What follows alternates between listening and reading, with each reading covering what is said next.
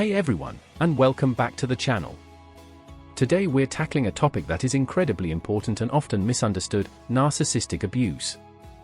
We'll be focusing on how this type of abuse can change you and, more importantly, how to reclaim your sense of self afterwards. This is a journey of healing and empowerment, so let's begin. Hey there, have you ever wondered how someone could leave such a deep mark on your life that it feels like you'll never be the same? You're in the right place, because today we'll be focusing on how narcissistic abuse changes you and, more importantly, how to reclaim your sense of self afterward. Narcissistic abuse isn't just about manipulation or control, it's a slow unraveling of who you are. It seeps into your thoughts, emotions, and even your body, leaving you questioning everything. But here's the truth: while this kind of abuse can change you, it can also become the foundation for transformation and strength. Today, we'll explore not just the ways narcissistic abuse impacts you emotionally and physically, but also the powerful steps you can take to heal and grow. If you've ever felt trapped by your experiences, this video is here to remind you that you have the power to break free and rebuild. Before we get started, don't forget to hit subscribe and tap the notification bell for more insights on resilience, healing, and living with purpose. The emotional landscape: what narcissistic abuse does to your mind. It's difficult to explain the gradual way narcissistic abuse takes root in your mind. At first, it feels like an anomaly, a few odd moments where things don't quite add up. Maybe it's the way they twist your words during a disagreement, making you second-guess whether you were too harsh or too sensitive, or the way they turn a heartfelt conversation about your needs into a lecture about their sacrifices. You tell yourself it's just a misunderstanding. But over time, the cracks grow, and something inside you starts to shift. You're not just doubting them anymore, you're doubting yourself. This is how narcissistic abuse infiltrates your sense of reality. It doesn't crash in with a sledgehammer, it slips in quietly, like water seeping through a crack in the ceiling, unnoticed until the damage becomes impossible to ignore. You begin to question your memories. Did that really happen the way I remember? Maybe I was overreacting. Gaslighting, one of the most insidious tactics narcissists use, leaves you feeling like a stranger to your own mind. It's as if your thoughts have been tossed into a fog, leaving you stumbling in search of clarity that never comes. What makes this erosion of self even more disorienting is how deliberate it often feels. Narcissists are skilled at using blame and manipulation to rewrite the story in their favor. If you express hurt, they may accuse you of being too emotional or ungrateful. Over time, their words start to sink in, and you begin to believe them. You start policing yourself, adjusting your behavior to avoid their wrath or win their approval. It's not long before your voice, the one that used to guide you, feels muffled under the weight of their criticism. There's also a deeper, more painful layer: the loss of identity. Narcissistic abuse chips away at your sense of self until you're left staring into a mirror and wondering who you've become. Their expectations and demands replace your desires. You stop asking, "What do I want?" because the answer no longer feels relevant. Instead, you ask, "What will keep the peace?" Or "How can I avoid another fight?" It's not just a matter of feeling controlled, it's the terrifying realization that you've started to disappear in the process. And then there's the constant anxiety. Living with a narcissist feels like walking a tightrope over a pit of fire, never knowing when the next misstep will send you plunging. You adapt by becoming hypervigilant, scanning their mood, tone, and even the subtlest shifts in behavior for signs of danger. Your body stays in a state of high alert, as if bracing for an invisible storm that's always on the horizon. You become so familiar with the stress that you forget what it feels like to relax. Modern psychology tells us this kind of chronic stress has profound effects on the brain. Your fight-or-flight response, meant to protect you in moments of immediate danger, becomes overactive. It's like a smoke alarm that never stops blaring, even when the fire has long been extinguished. Over time, this wears you down, making it harder to think clearly, make decisions, or even trust your instincts. Stoic wisdom often speaks of the importance of mastering one's perceptions. Yet narcissistic abuse twists this idea into a cruel paradox. How can you control your mind when someone else has turned it into a battleground? The truth is, it takes immense courage to face the damage and begin to untangle the web they've spun around your thoughts. But that's the first step to healing, recognizing that the voice of doubt and shame isn't yours, it's theirs. Narcissistic abuse doesn't just change the way you see others, it alters the way you see yourself. It forces you to carry burdens that aren't yours to bear, to question truths you once held dear, and to walk through life as if you're perpetually off balance. Despite all this, you have to always remember that there's a quiet strength that can help you take back your mind, one piece at a time. The path to reclaiming yourself is long, but every small step you take is a declaration, you are more than the damage they tried to leave behind. The physical manifestation, how your body reacts. What many people fail to realize is how deeply emotional abuse imprints itself on the body. It's not just something that lingers in your mind, it embeds itself in your muscles, your breath, your heartbeat. Long after the arguments have ended and the apologies, real or fake, have been spoken, your body still remembers. You might not consciously connect the migraines, the insomnia, or the tension in your shoulders to the narcissist in your life, but the link is there. Your body doesn't lie, even when your mind tries to rationalize or downplay the harm. Chronic stress becomes a silent companion. Living under the emotional manipulation of a narcissist feels like being locked in a pressure cooker. Every day adds another layer of stress that never quite disappears. It's as if you're constantly being chased by a predator that's both invisible and inescapable. This state of hyperarousal might show up as sleepless nights, racing thoughts, or that sinking feeling in your stomach that something terrible is about to happen, even when everything seems calm. Over time, this relentless stress starts to weigh you down physically. Maybe you notice your energy levels plummeting, like a battery that drains faster no matter how much you recharge it. The smallest tasks feel difficult because your body is operating on fumes. You might get sick more often as your immune system falters under the constant barrage of stress hormones like cortisol. Digestive problems, headaches, and muscle pain become a regular part of your life. These aren't random ailments, they're your body's way of signaling that something is deeply wrong. Exhaustion takes on a whole new meaning when you're dealing with narcissistic abuse. It's not just physical fatigue, it's a soul-deep weariness that makes even moments of rest feel insufficient. You might lie in bed for hours but wake up feeling as if you haven't slept at all. That's because your body isn't truly resting, it's on high alert, scanning for the next emotional ambush. This constant state of vigilance creates a feedback loop where your physical symptoms amplify your emotional distress, and vice versa. What's even more devastating is the way this physical toll isolates you. When your body is in turmoil, it's harder to connect with others, even those who care about you. You might cancel plans because you're too drained or withdraw because you feel too broken to face the world. And, of course, the narcissist often seizes on this isolation, framing it as evidence that you're the problem. It's a cruel cycle, they wear you down until you're too tired to fight back, and then they use your exhaustion against you. But there's another layer to this story, one that speaks to resilience. Even as your body suffers under the weight of narcissistic abuse, it's also trying to protect you. That knot in your stomach when they raise their voice? That's your intuition sounding an alarm. The fatigue that forces you to rest? It's your body demanding the care it's been denied. In many ways, your physical symptoms are a map, guiding you toward what needs attention and healing. Reconnecting with your body is one of the first steps toward reclaiming yourself. Practices like yoga, mindfulness, or even walking in nature can help you begin to release the stress that's been stored in your muscles and tissues. Stoic wisdom teaches us to focus on what we can control, and while you can't erase the past, you can take small, deliberate steps to care for the body that's carried you through it. Narcissistic abuse leaves scars, but it also reveals a truth that's easy to forget: your body is on your side. It's been fighting for you all along, even when it felt like the world, or your mind, was working against you. As you learn to listen to its signals and honor its needs, you'll find that healing is possible. The psychological aftermath, patterns and trauma. Even after the narcissist is gone, their presence lingers in your mind like an echo you can't quite silence. You might tell yourself you're free, but freedom feels hollow when the damage they've done keeps replaying in your thoughts, your decisions, and even your relationships.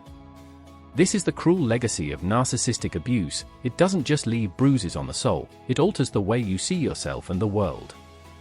One of the most painful truths about surviving narcissistic abuse is the realization of how deeply it conditions you to stay stuck.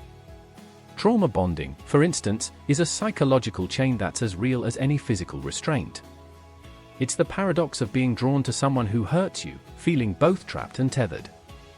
You remember the good moments, the rare instances when they seemed kind, attentive, even loving, and those memories become the bait that keeps you hooked. It's not weakness, it's survival. Your mind clings to these moments because they offer hope, a sense that maybe things can go back to how they were before the chaos began. But the trauma doesn't stop there. Narcissistic abuse leaves you questioning whether you can trust anyone, including yourself. After all, if someone you loved and cared for could treat you this way, what does that say about your judgment? You might find yourself scanning every interaction for hidden motives, reading too much into people's words, or doubting their sincerity.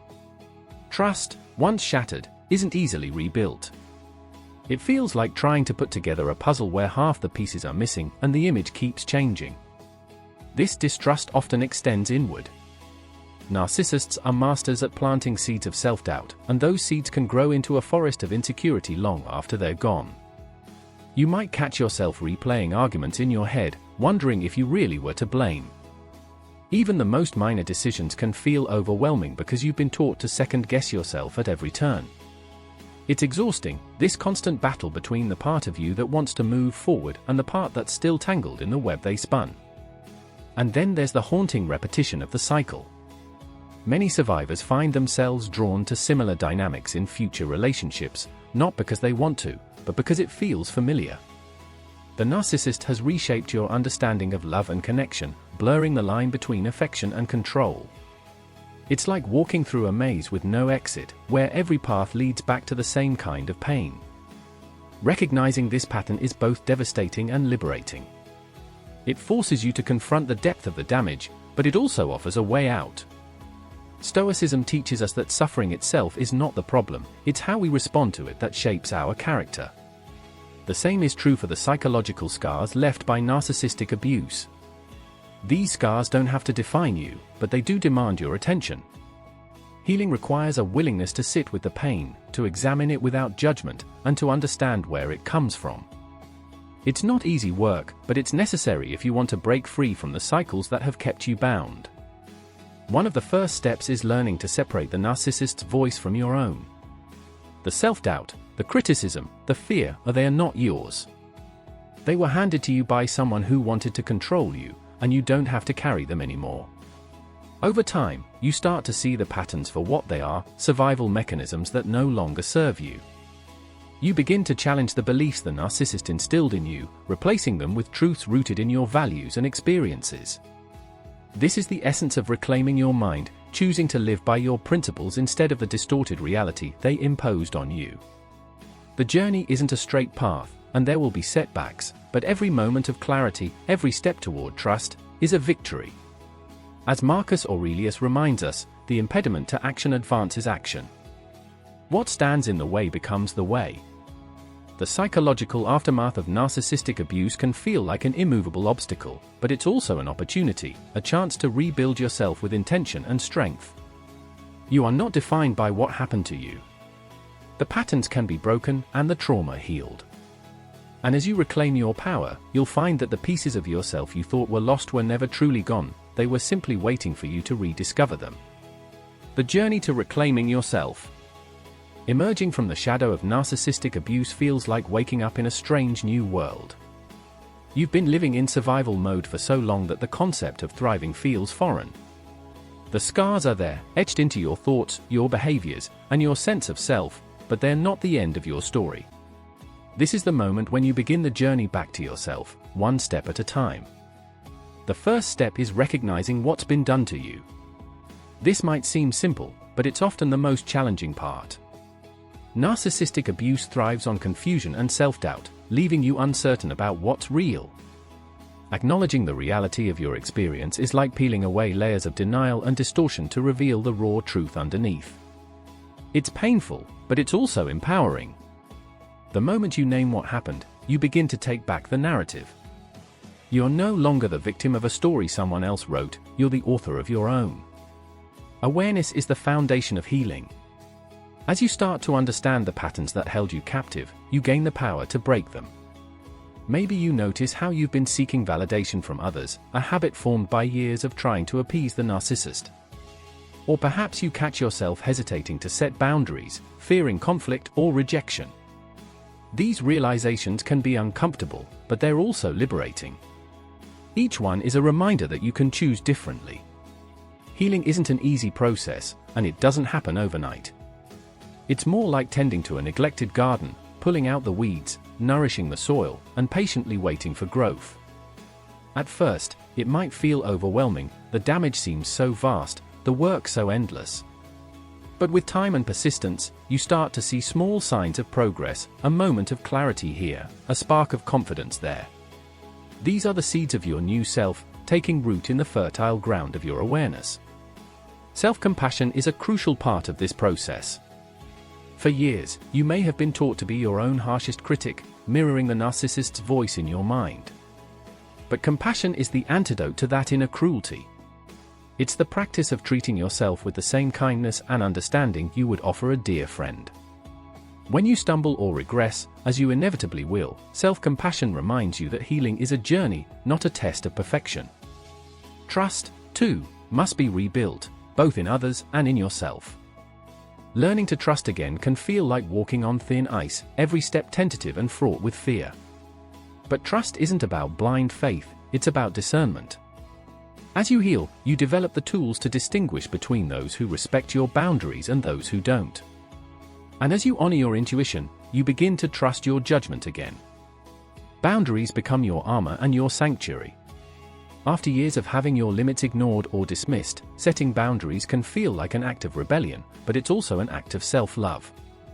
Boundaries aren't walls meant to keep people out, they're bridges to healthier relationships, relationships that respect your needs and your worth. Each boundary you set is a statement, I value myself enough to protect my peace. Mindfulness can be a powerful ally in this journey. By learning to be present with your thoughts and emotions, you create space between yourself and the pain. You begin to observe the patterns of your mind without being consumed by them. Stoicism teaches us to focus on what we can control, our actions and responses, and mindfulness is a practice that embodies this principle. It reminds you that, while you can't change the past, you have the power to shape your future. Healing also involves rediscovering joy. Abuse has a way of dimming your light, making the world seem smaller and darker than it really is. Part of reclaiming yourself is reconnecting with the things that make you feel alive, whether it's a creative hobby, a walk in nature, or simply spending time with people who uplift you. Joy is not a luxury, it's a vital part of your humanity. As you progress, you might find yourself wanting to share your story, not for validation, but to give others hope. Survivors often become healers, using their experiences to guide others through the darkness. In doing so, you transform your pain into purpose, proving that even the deepest wounds can lead to growth. This journey isn't easy, but it's worth every step. With each moment of self-awareness, each act of self-care, and each boundary you set, you reclaim a piece of yourself. You're not just surviving anymore, you're becoming. And as you move forward, you'll come to see that the person you're becoming is someone stronger, wiser, and more beautiful than you ever imagined. Moving forward, finding strength in vulnerability. When you've been hurt so deeply, vulnerability feels like a risk you can't afford to take. You've spent so much time shielding yourself from harm that the idea of opening up again can seem impossible. But vulnerability isn't about exposing yourself to pain, it's about embracing your humanity. It's recognizing that being open, even after everything you've been through, is an act of strength, not weakness. One of the most transformative realizations in the healing process is that your scars don't diminish you, they make you more resilient. Stoic philosophy often emphasizes the idea that adversity is the greatest teacher. Marcus Aurelius once wrote, "You have power over your mind, not outside events." Realize this, and you will find strength. What you've endured at the hands of a narcissist may feel like it's defined you, but in truth, it has refined you. Each hardship has taught you something about your capacity to endure, adapt, and grow. Moving forward means learning to see your vulnerability not as a liability but as a bridge to deeper connections. After surviving narcissistic abuse, it's easy to build walls, shutting out anyone who might hurt you again. But true healing comes when you replace those walls with boundaries, strong enough to protect you yet flexible enough to allow meaningful relationships to flourish. Vulnerability within those boundaries becomes a way to reconnect with others without losing yourself. This is also the time to rediscover your voice. Abuse often leaves you feeling silenced, your thoughts and feelings dismissed or minimized. Reclaiming your voice isn't just about speaking up, it's about knowing that your words and emotions have value. It might start small, a journal entry, an honest conversation with a friend, but each expression is a step toward rebuilding your confidence. You're not just finding your voice, you're finding yourself.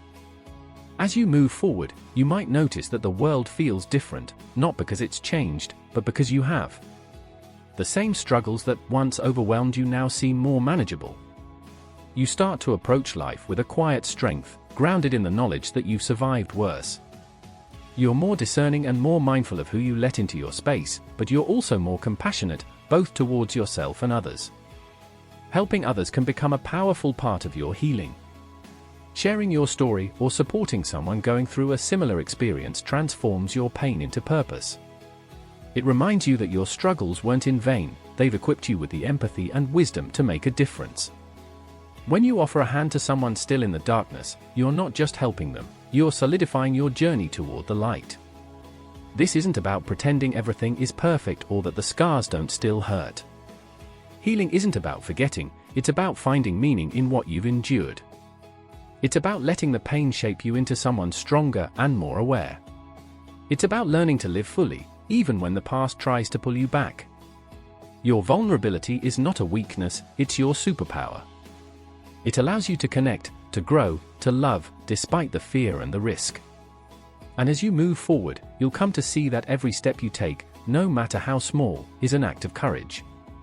Vulnerability is proof that you've chosen to keep living, to keep trying, to keep believing in the possibility of a better future. Final reflection, your power to rewrite the narrative. Narcissistic abuse can feel like it robs you of your story. For so long, your life revolved around someone else's needs, opinions, and manipulations. The narrative wasn't yours, it was theirs, written to keep you small, compliant, and unsure of your worth. But here's the truth, their story doesn't define you, it never did. You have the power to reclaim your life and rewrite your narrative, one choice at a time. This isn't about erasing the past, the pain, the confusion, the self-doubt, it's all part of your journey. But it doesn't have to be the conclusion. You can choose to see the experiences not as chains that bind you, but as stepping stones toward a stronger, freer version of yourself. Rewriting your narrative starts with small, deliberate actions. Each time you challenge the voice of self-doubt, you take back a piece of your power. When you set a boundary, you declare that your needs and feelings matter. When you choose to trust someone, or yourself, again, you prove that you're more than the wounds you carry. These acts may seem small, but they're the threads that weave a new story, one where you are the hero, not the victim. Reflection becomes a vital part of this process. Look back, not to dwell on the pain, but to recognize your strength. Think about the moments when you stood firm, even when it felt like the world was against you. Celebrate the times when you put one foot in front of the other, even when it felt impossible. These are the moments that define you, not the cruelty or the manipulation you endured. As you move forward, remember that healing isn't about perfection, it's about progress. There will be days when the weight of the past feels unbearable, but there will also be days when you feel the lightness of freedom. Both are part of the journey. What matters is that you keep going, that you keep choosing yourself again and again. Your story is still unfolding, and the pen is in your hands now. You have the power to write a narrative of resilience, growth, and self-discovery, one where your past doesn't overshadow your future, but instead, fuels your transformation. Each decision, no matter how small, is a line in this new chapter. Each act of self-love is a declaration, I am more than what happened to me. I am whole. I am worthy. Let this be your truth, not one shaped by the narcissist's voice, but by your own, a voice that is strong, clear, and undeniably yours.